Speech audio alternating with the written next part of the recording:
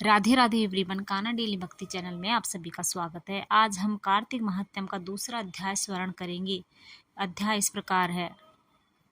ब्रह्मा जी नारद जी से बोले, आप प्रसन्न मन होके भक्ति में तत्पर होके चंदन पुष्प पान इत्यादि पूजन की सामग्री लेके विष्णु जी के मंदिर में जावें। वहां विष्णु जी महाराज को अर्घ्यपाद आचमन इत्यादि से पूजा करके स्तुति करके नमस्कार करके फिर गीतादि मांगलिक करे। हे नारद, विष्णु जी की पूजा प्रतिमा में कही है और पत्थर की 1, काष्ठ की 2, लोहे की 3, लिपि हुई 4, लिखी 5, बालू की 6 और मनोमय 7, मिट्टी की 8, इस प्रकार की 8 प्रकार की कही हैं।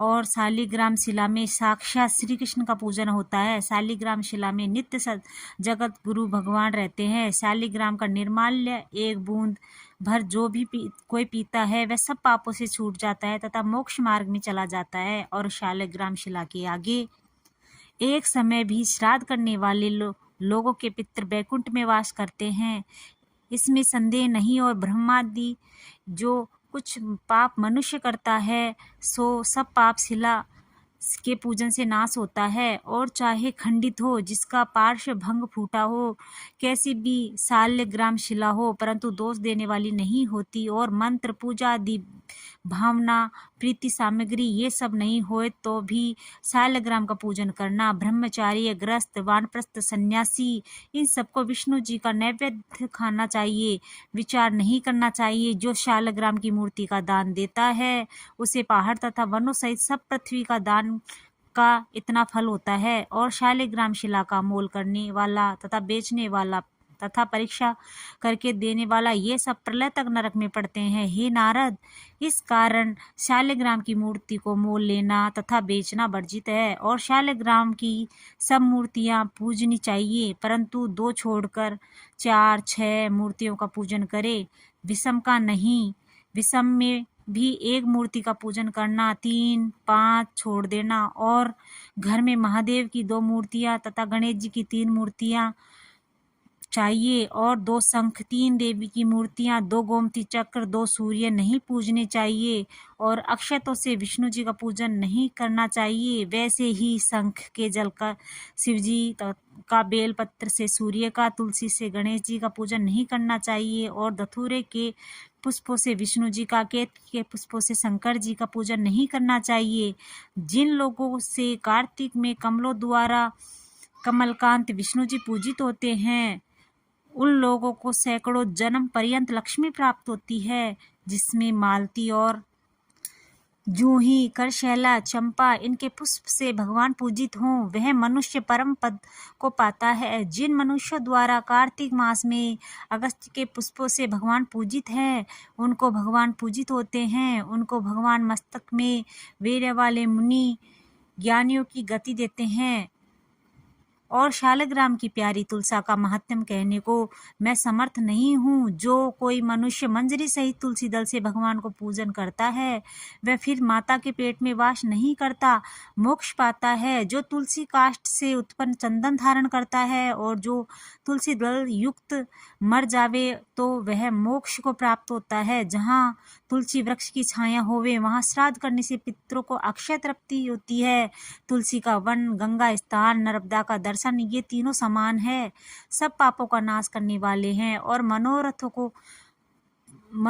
को देने वाले तुलसी के वन को लोग जो लगाते हैं वो लोग यमपुरी को नहीं जाते। तुलसी को लगावे, पानी को छोड़ने से, स्पर्श करने से मनुष्य के देह का, मन का पाप दूर होता है। इस कारण व्रत करने वाले मनुष्य एकाग्र मन होकर हरिप्रिया तुलसी का पूजन कर प्रदक्षिणा नमस्कार करे। तुलसी के आगे हाथ जोड़कर कहे, हे हरिप्रिय, हे तुलसी, पहले देवताओं ने तुमको बनाया, मुनीश्वरों ने पूजन किया, ऐसी तुमको नमस्कार है, मेरे पापों को हरो। जो पुरुष आंवले के पत्तों और फूलों से देवताओं का पूजन करता है उनको स्वर्ण के पुष्पों की तरह फल मिलता है। जो पुरुष कार्तिक महीने में आंवला के मूल में देव में विष्णु जी का पूजन करते हैं उन लोगों ने मानो सब पुण्य क्षेत्रों में पूजन किया। कार्तिक में द्वादशी के दिन जो तुलसी पत्र और आंवला का पत्ता तोड़ता है वह महा घोर नरक में जाता है। हे द्विजोत्तम, जो मनुष्य आंवला के नीचे पितरों को श्राद्ध करते हैं उनके पितृ 100 वर्ष की तृप्ति पाते हैं। ए मुनि सत्तम, जो मस्तक में मुख में आंवले के फल धारण करते हैं उनको साक्षात भगवान जानना। आंवले का फल तुलसी और गोपी चंदन जिसकी देह में रहे उस पुरुष का जीव मुक्त समझो।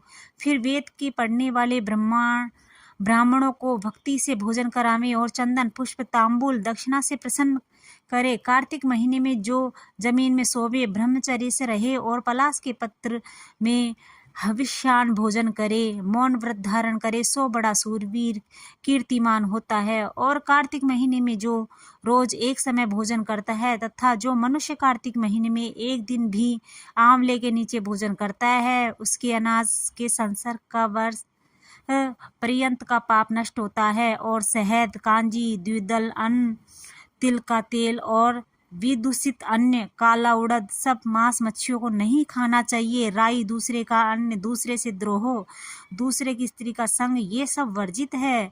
और खराब जगह से पैदा हुई खराब नाम वाली वस्तु को कार्तिक व्रत करने वाला मनुष्य नहीं खावे।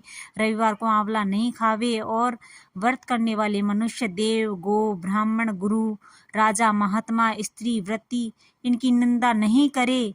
अब सब तरह के मांस बतलाते हैं। जीव की देह मांस और फलों में जम्भारी, नींबू मांस तथा ब्राह्मण से मोल लिए संपूर्ण रस मांस है। मिट्टी से पैदा नमक मांस है। अनाजों में मंशूर मांस है, बासी भोजन मांस के तुल है। और गो, भैंस, बकरी इनका दूध छोड़कर और दूध मांस है। तथा तांबे के बर्तन में घी, दूध, दही, छोटे तालाब का जल, केवल अपने लिए पकाया अन्न, ये सब मांस के समान है।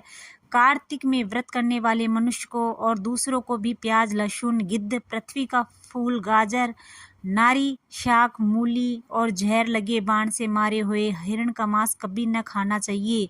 तथा जंगली लौकी, बैंगन, पेठा, कैथा, कुमड़ा और छोटा बैंगन ये सब व्रत करने वालों को नहीं खाना चाहिए। और रजस्वला स्त्री, मलेच्छ पति तथा पाखंडी इनसे बात नहीं करें।